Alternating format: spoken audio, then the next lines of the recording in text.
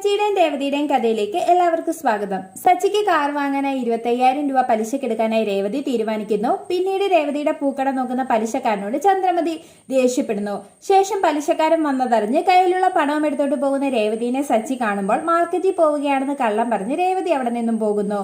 പിന്നീട് പൂക്കടയിൽ എത്തുന്ന രേവതി പലിശക്കാരൻ കൊടുക്കുന്ന പേപ്പറുകളിൽ ഒപ്പിട്ട് 25,000 രൂപ വാങ്ങുന്നതോടെ ചന്ദ്രമതി ഞെട്ടിപ്പോവുകയും നീ എന്തിനാണ് പണം കടം മേടിക്കുന്നതെന്ന് ചോദിച്ച് രേവതിയോട് ദേഷ്യപ്പെടുകയും ചെയ്യുന്നതോടെ രേവതി ചന്ദ്രമതിക്ക് കണക്കിന് കൊടുത്ത് അവിടെ നിന്നും പോകുന്നു.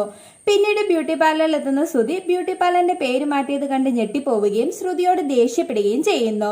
തുടർന്ന് ഗ്രീൻ ബ്രാൻഡിന്റെ ബ്രാഞ്ചസിയായി പ്രവർത്തിച്ചാൽ നമുക്ക് കൂടുതൽ വരുമാനം കിട്ടുമെന്നും ഇപ്പോൾ ഞങ്ങൾ പാർട്ട്ണർഷിപ്പിലാണ് ഇത് കൊണ്ടുപോകുന്നതെന്നും ഞാനും ഇതിന്റെ ഒരു ഓണർ ആണെന്നും ശ്രുതിനെ പറഞ്ഞു വിശ്വസിപ്പിക്കുന്നു. തുടർന്ന് കൂടുതൽ ലാഭം കിട്ടുമെന്ന് പറയുന്നതോടെ ശ്രുതിക്ക് ഒരുപാട് സന്തോഷമാകുന്നു. ശേഷം ശ്രുതി അവിടെ നിന്നും പോകുമ്പോൾ ഇതൊക്കെ ശ്രുതി വീട്ടിൽ ചെന്ന് പറയുമോ എന്നോർത്ത് ശ്രുതി ടെൻഷൻ അടിച്ച് ശ്രുതിയുടെ പിന്നാലെ വീട്ടിലേക്ക് പോകുന്നു. പിന്നീട് ഷോറൂമിൽ പോയി കാശടിച്ച് പേപ്പറുകളിൽ ഒപ്പിടുന്ന രേവതിയെ കാണിച്ച് എപ്പിസോഡ് അവസാനിക്കുന്നു.